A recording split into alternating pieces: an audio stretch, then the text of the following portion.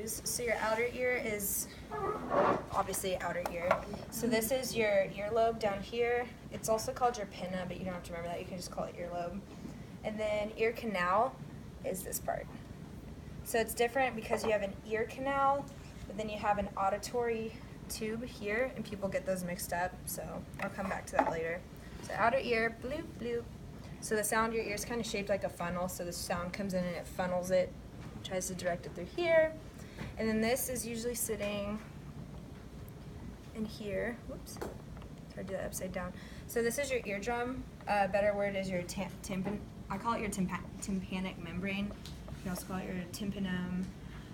So eardrum, and then you have ear ossicles. So ear ossicles are tiny little ear bones in your middle ear, and you have to know all three of them. So you have your incus, your malleus, and your stapes. So what those are, the one that's attached to the actual tympanic membrane is your malleus, or malleus. And it kind of looks like a little mallet, like a little hammer, so I remember it. Okay. The one actually connected Yeah, to it. because you can tell this one's like free floating, it's not connected. So this one right here is your incus. And then this one right here is your stapes. It's not too bad. Sure, I got all of them. Incus, stapes. It's kind of nice it's attached here. Normally it's attached. Malleus is this first one. Looks like a little mallet. And it's actually attached. You see it's like touching this membrane. Incus is free floating. I think it looks like a little like hammer from the Incan tribe or something, like a bone. I don't know if that helps. And then your stapes is this little guy right here. Oh, incus. Incus, malleus, stapes. Okay, and then your auditory tube is this part. And then in your inner ear, you have your vestibule is going to be this part. So your vestibule kind of connects, it's like you've got these semicircular canals, vestibule, and then the vestibule kind of starts snailing into the cochlea. And this is your vestibular cochlear nerve, so that's easy, right? Because you have your vestibule, your cochlea, your vestibular cochlear nerve, which we learned about. And then I told you about the semicircular canals. These are filled with, I believe it's endolymph, is like liquid inside of it. And if you notice, it's in an XYZ plane. This is like that inner ear balance you talk about. Some of it comes from here. So you've got a plane on every plane. That makes sense? Okay. Moving on. Endolymph and perilymph, you're not going to have to know too much about. Maybe just that they're liquid, they're fluids inside the cochlea that help conduct sound waves. So you have perilymph is in the cochlea, endolymph is in the semicircular canals. I'm going to fact check that after this. Could you repeat that? I'm sorry. No, that's fine. Endolymph is going to be in the semicircular canals, and your perilymph is in the cochlea. It's just a fluid that helps like propagate the sound signal, because sound can travels through water. Perilymph in the cochlea.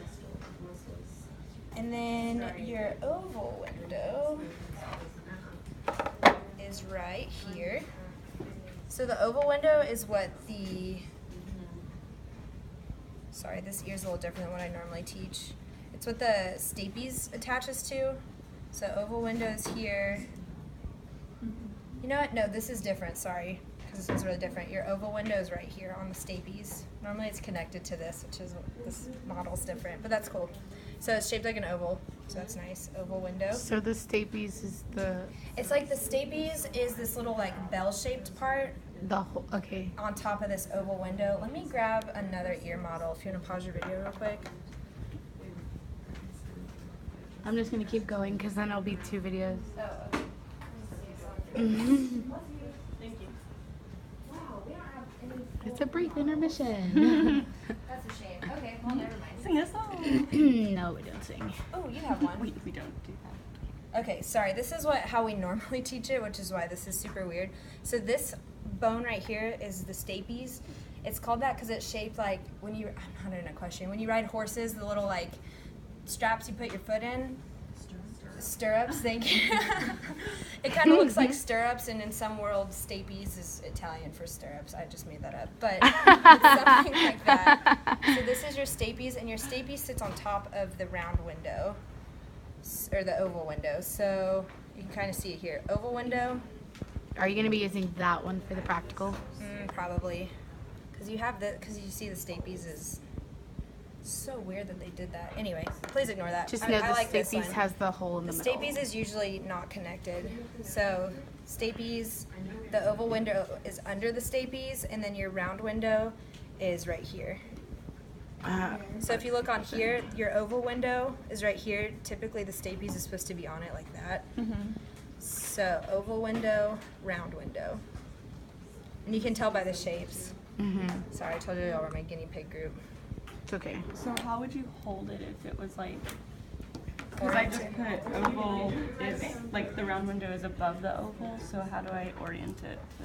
I would say, because it's supposed to be oriented like this, So it's below. so really. your round window would be below your oval window. You can just put the round windows like a perfect circle. So the two ways to remember it, the oval window is either always under the stapes, because the stapes attaches to it, or if it's not, it's very oval, versus this one is very round.